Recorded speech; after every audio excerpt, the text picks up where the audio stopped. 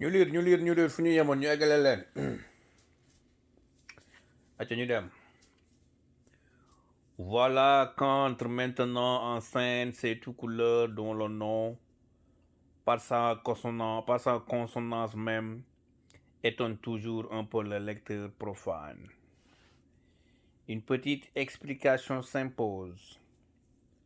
Ce nom qui n'a rien à voir avec une quelconque notion de couleur dérive du mot arabe ou berbère tekrour qui désignait jadis tous les pays du Fouta Toro sénégalais.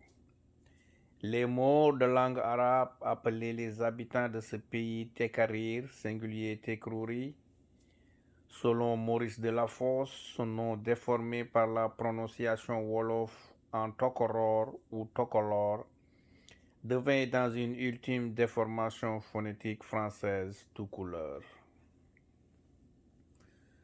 Au cours d'un processus historique lointain non élucidé, les habitants de ce pays, quoique d'ethnies différentes, sans doute à dominante peul depuis leur arrivée massive dans le Fouta Toro, mais comptant aussi des Sérères, Wolof, Soninké, etc., en vinrent tous à pratiquer la langue peul, laquelle devint pour un facteur d'unité linguistique, voire culturelle. Le peuple tout couleur n'est donc pas une ethnie au sens exact du mot, mais un ensemble d'ethnies soudées par l'usage de la même langue et, au fil du temps, plus ou moins mêlées par voie de mariage. Les Toucouleurs eux-mêmes se désignent par le nom Halpolar, ceux qui parlent le polar, c'est-à-dire le peul. On les appelle aussi Foutanké, ceux du Fouta. Quant à la pure tradition peul, notamment religieuse et initiatique, elle s'est perpétuée chez les seuls peuls pasteurs de Haute-Brousse, c'est-à-dire vivant loin des villes et des villages. Les deux peuples qui, en cette année 1862, se combattirent dans le Massina aux abords de Amdalaï, avaient donc bien des points communs. La religion, la langue, parfois l'ethnie et même le terroir originel, puisque les ancêtres des peuples du Massina étaient venus eux aussi du Fouta Toro des siècles auparavant. Les peuls du Massina et les tout-couleurs de l'âge Omar n'en constituent pas moins deux entités politiques distinctes. Étant donné qu'il sera question d'eux tout au long du récit, je conserverai ces deux appellations pour la commodité de compréhension du lecteur. Eux-mêmes, par la suite, se désigneront par les termes de vieux Fouta, Fouta Kindi, pour les peuls du Massina présents dans le pays depuis des siècles, et de nouveaux Fouta, Fouta Keiri, pour les tout-couleurs venus dans le pays avec El Hadj Omar. Mon grand-père maternel Paté Poulo, au sein de l'armée tout-couleur qui pénétra victorieuse dans Amdalaï, se trouvait un peul du Fouta Toro qui, jadis, avait tout quitté pour suivre El Hadj Omar. Il s'appelait Paté Poulo du clan Diallo et c'était mon futur grand-père maternel. J'entendrai souvent conter son histoire. Peut-être si j'entendais, faute de frappe.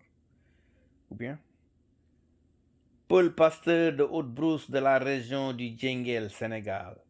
Paté Poulo était un silatigui, c'est-à-dire un grand maître en initiation pastorale, sorte de prêtre du culte et, à ce titre, chef spirituel de toute sa tribu.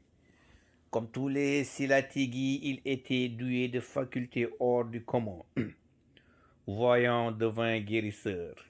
Il était habile à jouer les hommes et à saisir le langage muet des signes de la Prousse. Bien que jeune, c'était un homme jouissant d'une situation éminente dans son milieu. Mais un jour, lors d'un voyage, il eut l'occasion de voir et d'entendre El Hadj Omar, grand maître de la confrérie islamique Tijaniya, qui effectuait alors une tournée dans le Fouta Toro. Dès son retour au pays, Patipoulo convoqua ses frères, ses principaux parents et les représentants de la tribu et leur confia son intention de tout abandonner pour suivre El Hadj Omar. J'ai d'abord voulu vous en demander la permission, leur dit-il. Si vous acceptez, je rachèterai mon départ en vous laissant tout mon troupeau. Je partirai les mains vides, sauf mes cheveux qui sont sur ma tête et les vêtements que je porte. Quant à mon bâton de Silatigi, avant de partir, je le transmettrai rituellement à celui qui est le plus qualifié pour en hériter. La surprise de ses parents fut grande, mais finalement tous lui donnèrent leur accord. Suis ton chemin et va avec la paix, rien que la paix. C'est ainsi que mon grand-père abandonna richesse, troupeau et pouvoir, muni d'un simple bâton de berger, prit la route pour rejoindre El Hadj Omar. Lorsqu'il le retrouva dans une ville dont j'ai oublié le nom, il se présenta à lui. Cheikh Omar, j'ai entendu ton appel et suis venu te rejoindre. Je m'appelle Patipoulo Diallo et suis un peul rouge, un peul pasteur de la Haute-Brousse. Pour me libérer, j'ai laissé à mes frères tout mon troupeau. J'étais riche autant que peut l'être un peul. Ce n'est donc pas pour acquérir des richesses que je suis venu vers toi, mais uniquement pour répondre à l'appel de Dieu, car un peul ne laisse pas son troupeau pour aller chercher autre chose. Je ne suis pas venu non plus auprès de toi pour acquérir un savoir, car en ce monde, tu ne peux rien m'apporter que je ne sache déjà. Je suis un Silatigi, un initié peul. Je connais le visible et l'invisible. J'ai, comme on dit, l'oreille de la brousse. J'entends le langage des oiseaux. Je lis les traces des petits animaux sur le sol et les taches lumineuses que le soleil projette à travers les feuillages. Je sais interpréter les bruissements des 4 grands vents et des 4 vents secondaires ainsi que la marche des nuages à travers l'espace, car pour moi, tout est signe et langage. Ce savoir qui est en moi, je ne peux l'abandonner, mais peut-être te sera-t-il utile. Quand tu seras en route vers tes compagnons, je pourrai répondre de la brousse pour toi et te guider parmi ces pièges. C'est-à-dire que je ne suis pas venu à toi pour les choses de ce monde.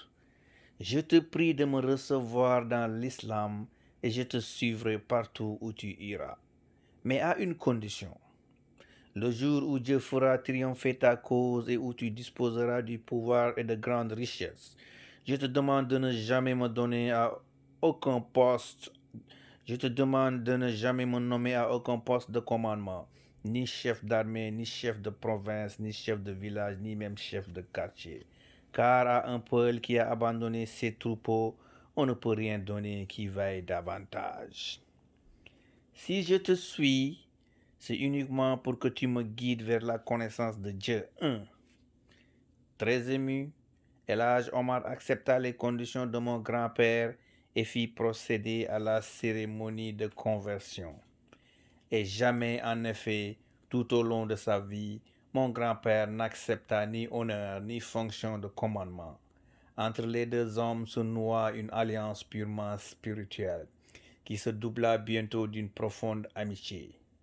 Pour lui témoigner sa confiance, El Hadj Omar affecta Patipoulo à la garde et à l'entretien de son petit troupeau personnel hérité de sa mère Peul, troupeau qui le suivait partout et dont il tirait avec le fruit de ses leçons d'école coranique qu'il n'abandonna jamais la nourriture et l'entretien de sa propre famille.